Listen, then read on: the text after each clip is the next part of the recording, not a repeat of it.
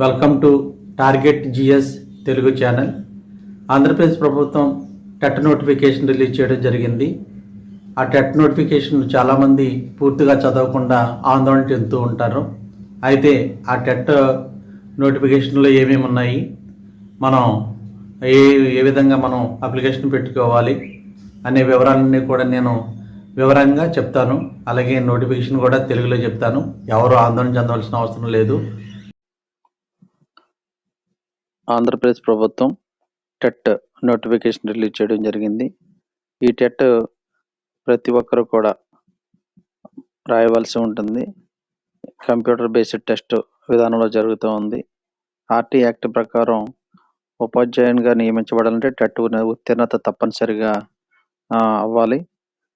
అలాగే ఆన్లైన్లో దరఖాస్తులు 1వ తరగతి నుంచి 8వ తరగతి వరకు చదివే వాళ్ళు ప్రతి ఒక్కరు కూడా ఈ టెట్ ఎగ్జామ్ కోసం మీరు అప్లై చేసుకోవాలి. వీళ్ళు గవర్నమెంట్ స్కూల్స్ వారు కానీ, మండల పరిషత్ స్కూల్స్ వారు కానీ, జిల్లా పరిషత్ కానీ, మున్సిపల్ స్కూల్స్ కానీ, ఇంకా ప్రైవేట్ స్కూల్స్ వారు కూడా టెట్ రాయవలసి ఉంది. అర్హత కలిగినటువంటి అభ్యర్థులు అంటే డిప్లొమా ఇన్ ఎలిమెంటరీ ఎడ్యుకేషన్ కానీ, బీఈడీ కానీ చేసిన వారు పేపర్స్ని బట్టి, మీ అర్హతను బట్టి పేపర్స్కి అప్లై చేసుకోవాల్సి ఉంటుంది. అలాగే స్కోరు కూడా అంతకుముందు రాసిన వాళ్ళ స్కోర్ కూడా పెంచుకోవడానికి ఈ ఎగ్జామ్ రాసుకోవచ్చు. పరీక్ష పేపర్ 1A అనేది 1 నుంచి 5వ తరగతి వరకు బోధించే వాళ్ళు కంపల్సరీ రాసుకోవాలి. అలాగే స్పెషల్ ఎడ్యుకేషన్ అంటే అందులో పాఠశాలలు కానీ, లేకపోతే వికలాంగులు కానీ, లేకపోతే డఫ్ అండ్ డమ్ కానీ ఇలాంటి స్కూల్స్లో చదివిన అటువంటి వాళ్ళు ట్రైనింగ్ పొందిన వాళ్ళు పేపర్ 1B రాస్తారు. మిగిలిన ఎడ్జిట్ అందరూ కూడా పేపర్ 1A రాయాలి.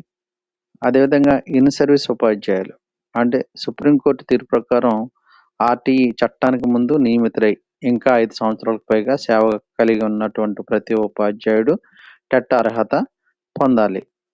అది కూడా ఎప్పట్లాగంటే ఆగస్టు 31, 2028 సంవత్సరం లోపు మనం కంపల్సరీ టెట్ పరీక్ష పాస్ అయి ఉండాలి. పరీక్ష ఫీజు చూసినట్లయితే 1000 రూపాయలు ఉంది. ఇది జూన్ 5వ తేదీ నుంచి జూలై 5వ తేదీ వరకు కూడా మనం పే చేసుకోవచ్చు. అలాగే ఆన్లైన్ అప్లికేషన్ కూడా అదే టైంలో పెట్టుకోవాలి. మీరు వెబ్సైట్ csc.ab.gov.in అనే వెబ్సైట్ను మీరు ఓపెన్ చేస్తే అందులో అప్లై చేసుకోవచ్చు. అలాగే మనం దరఖాస్తు చేసుకునేటప్పుడు చాలా జాగ్రత్తగా చేసుకోవాలి. ఎందుకంటే మళ్ళీ ఎడిట్ చేసుకునేటువంటి అవకాశం ఉండదు. మార్పులు చేర్పులు చేయాలంటే మళ్ళీ కొత్తగా 1000 రూపాయలు కట్టాలి, కొత్తగా అప్లికేషన్ పెట్టుకోవాలి. కాబట్టి ముందుగానే మీరు ఏ వివరాలు ఉన్నాయో అన్నీ జాగ్రత్తగా పెట్టుకొని మీరు చేసుకోవాలి. అలాగే పరీక్ష కేంద్రాలు చూసినట్లయితే ఎగ్జామినేషన్ సెంటర్స్ అన్ని డిస్ట్రిక్ట్ హెడ్ క్వార్టర్లో ఉంటాయి, మున్సిపాలిటీలోను, రెవెన్యూ డివిజన్లు ఉంటాయి, మండల కేంద్రాలు కూడా ఉంటాయి.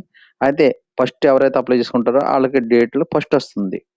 అంటే ఎగ్జామ్స్ ఎవరు డేట్ ఇచ్చాడు కాబట్టి ఆ డేట్లో ముందు పెట్టుకుని ముందు. అలాగే పాస్ మార్కులు ఎన్ని రావాలి అని చూసినట్లయితే నేను ఆల్రెడీ ముందు ప్రీవియస్ క్లాసెస్ చెప్పాను, ఎటువంటి మార్పు లేదు, మొత్తం అంతా కూడా అలాగే ఉంది. కాబట్టి మీ అందరూ కూడా ఒకసారి నేను ప్రీవియస్ వీడియో చూడండి, క్లియర్గా చెప్పాను. అలాగే డిఎస్సి కొత్తగా రాసే అభ్యర్థులకి అయితే టెట్ వల్ల 20% వెయిటేజ్ ఇవ్వబడుతుంది. డిఎస్సికి 80% వెయిటేజ్ ఉంటుంది.